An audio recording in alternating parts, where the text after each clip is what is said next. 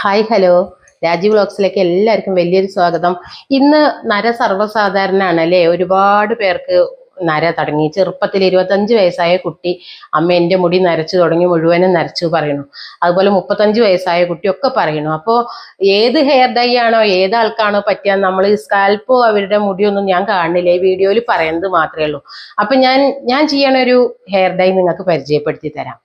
അതെന്താ വെച്ചാൽ വേഗം വീഡിയോയിലേക്ക് നമുക്ക് പോകാൻ സമയം കുറവല്ലേ എല്ലാവർക്കും.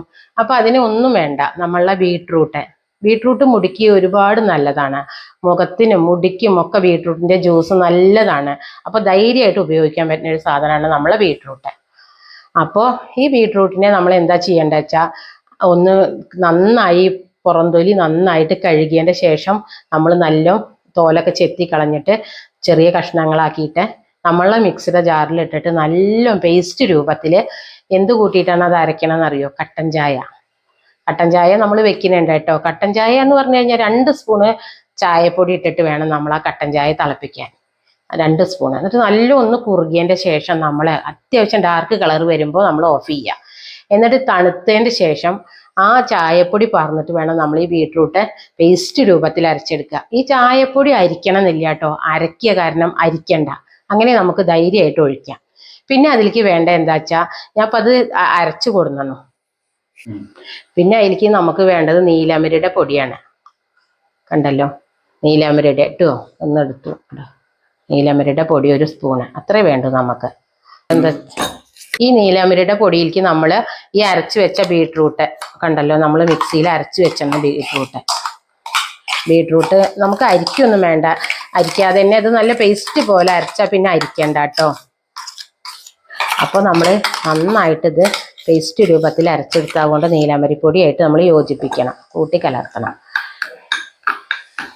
നന്നായിട്ട് യോജിപ്പിച്ചതിൻ്റെ ശേഷം നമ്മളിനി ഇത് വെള്ളം ഏറാൻ പാടില്ല കേട്ടോ. ഇതിൻ്റെ പരുവം ഇങ്ങനെ തന്നെ വരണം.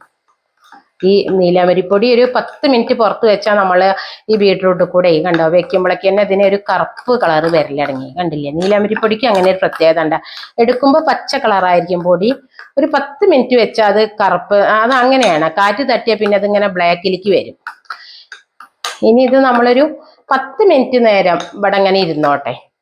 ഒരു 10-15 മിനിറ്റ് കുറച്ചും കൂടി ബ്ലാക്ക് കളർ വരും. ഒരു 10 മിനിറ്റ് കഴിഞ്ഞപ്പോൾ കണ്ടോ ഇതിൻ്റെ കളറ് കുറച്ചും കൂടി ആ ബീട്രൂട്ടിൻ്റെ കളറ് ചുവപ്പ് കളർ ഒന്ന് മങ്ങി ആ ബ്ലാക്കിലേക്ക് ഇങ്ങനെ വരല് തുടങ്ങി. അപ്പോൾ നിങ്ങളിങ്ങനെ ഒരു 10-15 മിനിറ്റ് നേരം അടച്ചു വെച്ചിട്ടാണ് കേട്ടോ ഉപയോഗിക്കേണ്ടത്. അപ്പോൾ നിങ്ങൾ ഒരൊറ്റ യൂസിൽ ഇത് പിറ്റേ ദിവസം നമ്മളിത് തേച്ചതിൻ്റെ ശേഷം മുടി കഴുകിയ ചുവന്ന കളറാണ് വരുന്നത്. ഒരു യൂസിൽ ഇത് കറക്കണില്ല. പിന്നെ പിറ്റേ ദിവസം അങ്ങനെ 3 ദിവസം നിങ്ങളിത് തുടർന്ന് തേക്കേണ്ടി വരും ബ്ലാക്ക് കളർ വരണമെങ്കിൽ. ഇത് ബ്ലാക്ക് കളർ വരുന്നുണ്ട്, ഇത് ഞാൻ ചെയ്ത് നോക്കലുള്ളതാണ്. 3 പ്രാവശ്യം തേച്ചാലാണ് ഇത് ബ്ലാക്ക് കളറിലേക്ക് വരുന്നുള്ളൂ. പിന്നെ നിങ്ങൾ മാസത്തിൽ 1 പ്രാവശ്യം ചെയ്താൽ മതി. അപ്പോൾ അങ്ങനെ എല്ലാവരും ചെയ്യണം. അപ്പോൾ നമുക്ക് കെമിക്കൽ അധികം തേക്കേണ്ടല്ലോ, ഇത് പേടിക്കാതെ തേക്കാലോ. അപ്പോൾ നമുക്കിതിങ്ങനെ കറുത്ത് കിട്ടുകയാണെങ്കിൽ നിങ്ങളൊക്കെ കെമിക്കൽ ഡൈ തേച്ചവർക്ക് ഇത് പിന്നെ കറുക്കണുണ്ടോയെന്ന് എനിക്ക് അറിയില്ല. കെമിക്കൽ ഡൈ തേക്കാത്തവർക്കാണ് ഇത് കറുത്ത് വരുന്നത്. പിന്നെ ഇതിൻ്റെ കൂട്ടൊക്കെ അങ്ങോട്ടും ഇങ്ങോട്ടും വ്യത്യാസം വന്നാലൊക്കെ ബ്ലാക്കിനൊക്കെ വ്യത്യാസം വരുന്നുണ്ട്. അപ്പോൾ ഈ വീഡിയോ എല്ലാവർക്കും ഇഷ്ടപ്പെട്ടു എന്ന് വിചാരിക്കുന്നു.